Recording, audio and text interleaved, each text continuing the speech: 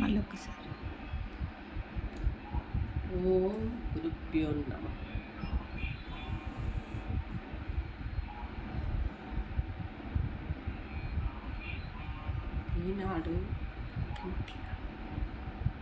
ఈరోజు బాబా నా ద్వారా నా జీవితంలో జరిగిన అనుభవాలను మీ ముందుంచుతున్నాడు.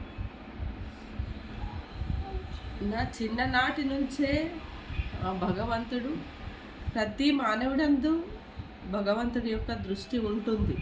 కానీ నా చిన్ననాటి నుంచే భగవంతుడి యొక్క శక్తి అంటే ఏందో నా జీవితంలో అనుభవమైన అనుభవాలను కొన్ని బాబా నా జీవితంలో ప్రవేశించిన తర్వాత 16 సంవత్సరాల నుంచి జరుగుతున్న మిరాకిల్స్ మీ ముందు నేను ఉంచడానికి ఇప్పుడు బాబా నన్ను ఈరోజు బాబా చెప్పిస్తున్న మాటలు. నాకు చిన్న వయసు 9 సంవత్సరాల వయసులోనే ఆడుతూ పాడుతూ తిరగాల్సిన సమయంలో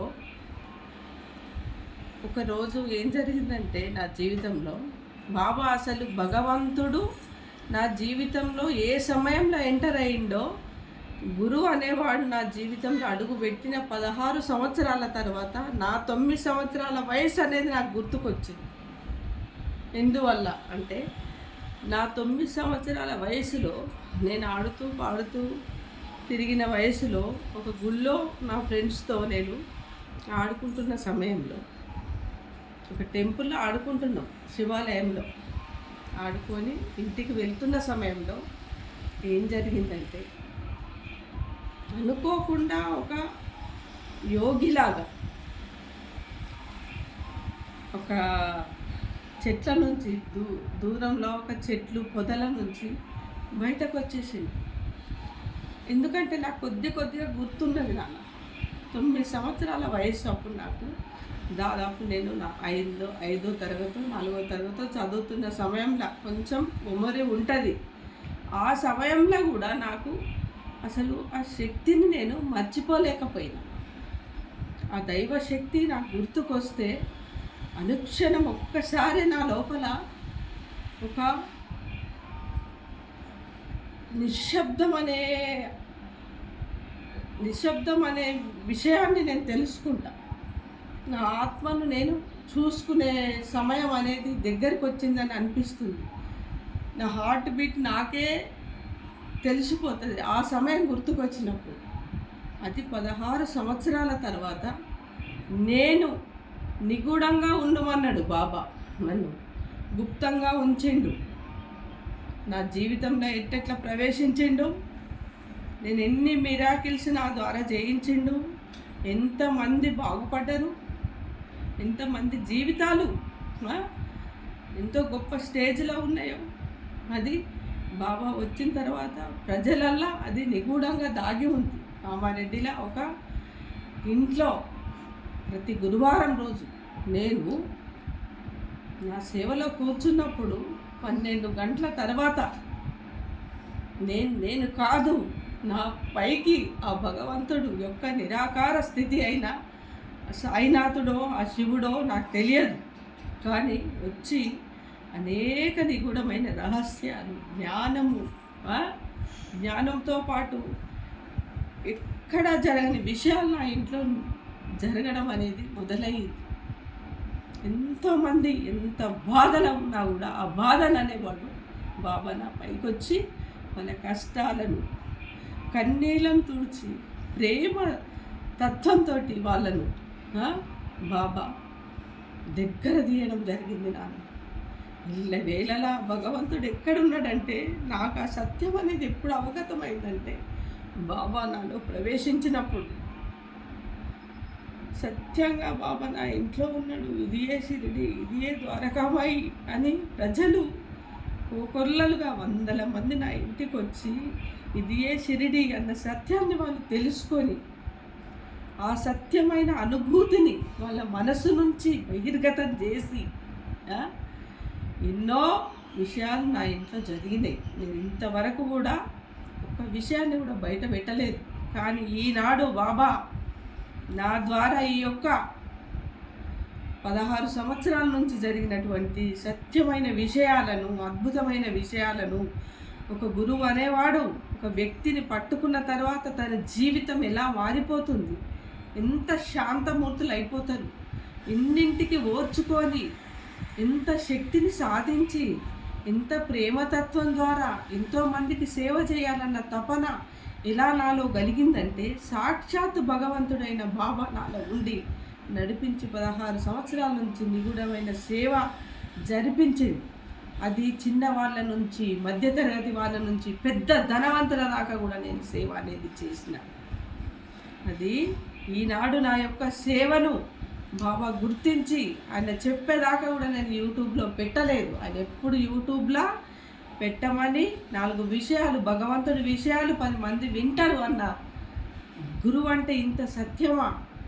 గురువు యొక్క శక్తి కటాక్షం ఉంటే ముక్తిని పొందుతూ, జీవన్ముక్తిని పొందుతూ ఇంత గొప్ప స్థాయికి ఎదిగిపోతారా అన్న సత్యాన్ని తెలుసుకున్నా. ఎంత అంటే నేను ఎంత స్థాయికి ఎదిగిపోయినో ఆధ్యాత్మికంగా నాది నాకు తెలుసున్నాను. కానీ ఎంతో బాధలు పడుతూ కూడా 10 మందిని చేరదీసిన. ఎందుకంటే బాబా తత్వం నా లోపల ఉన్నది. ఆ ప్రేమ సత్యాన్ని నాకు చూపించిండు, రుచి చూపించిండు ఆ తండ్రి. దాని ద్వారా నేను ఎంతో మందికి చాలా సేవ చేయడం అనేది జరిగింది. 9 సంవత్సరాల వయసులో ఆడుకొని ఇంటికి వెళ్తున్న సమయంలో ఒక చెట్ల పొదల నుంచి ఒక యోగీశ్వరుడై, ఒక ఇంత పెద్దగా, ఎన్ని అడుగులో కూడా నాకు తెలియదు అప్పుడు. అంత ఆయనను చూసేసరికి నాకు ఒకటేసారి చాలా భయం వేసింది.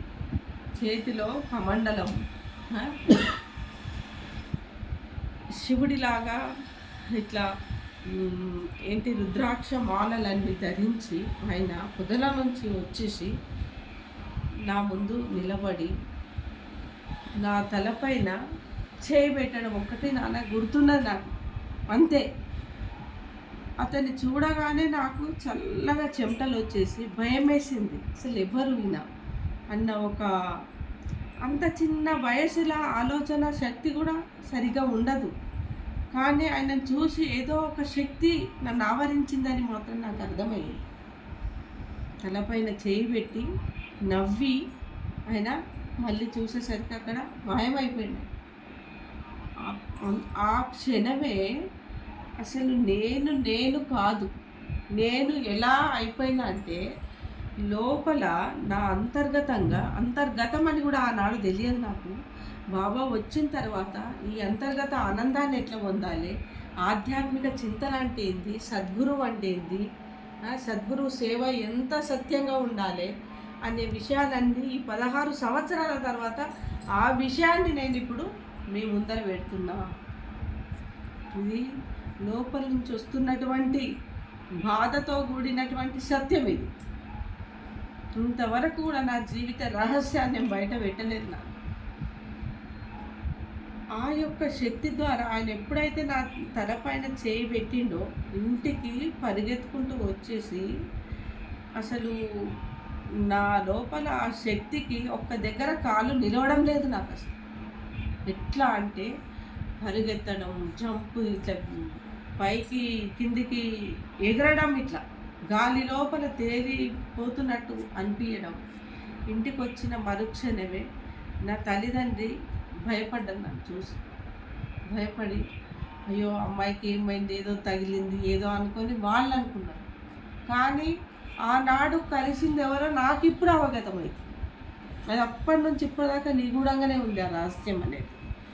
వాళ్ళు ఎక్కడో తీసుకుపోయి ఏదో చేయించినా కూడా ఇట్లా ఎగురుతుంటే స్లాబ్కి తగిలేటంతగా ఎగిరిన నేను కింది నుంచి. పట్టుకుంటే ఆగుతలేదు. అంటే ఆ సద్గురువు యొక్క హస్తము, ఆయన పరమశివుడా సాయిబాబానా నాకు తెలియదు, కానీ ఆ వేషధారణ మాత్రము శివుడిలాగానే ఉన్నది సాక్షాత్తు. ఆయన వచ్చి నా తల మీద పెట్టేసరికి నేను ఆధ్యాత్మిక ఆనంద స్థితికి వెళ్ళిపోయిన. నా తన్మయత్వంలో నేను అసలు ఏం చేస్తున్నా నాకు అర్థం కాని పరిస్థితిలో మా అమ్మ నాన్నకు అర్థం కాక ఎక్కడో తీసుకెళ్ళి ఏదో చేయించుకొచ్చి నా కూడా నా లోపల అంతర్గత శక్తి చాలా స్వచ్ఛంగా ఆనందంగా, అలాగే అంత చిన్న వయసులో ఆనందాన్ని నేను అనుభవించడం జరిగింది. నాకు అంతటితో అప్పటి నుండి నేను ఆడుకోవడానికి బయటకు వెళ్ళినా కూడా అసలు పిల్లలతో ఆడినట్టే ఆడుతుంది. కానీ నా స్థితిగతి ఎక్కడ ఉంటుండే అంటే ఎక్కడో గోకులంలో ఆడుకొని వచ్చినట్టు. అక్కడ అన్ని రకాల అందమైన చెట్లు, అందమైన పుష్పాలు,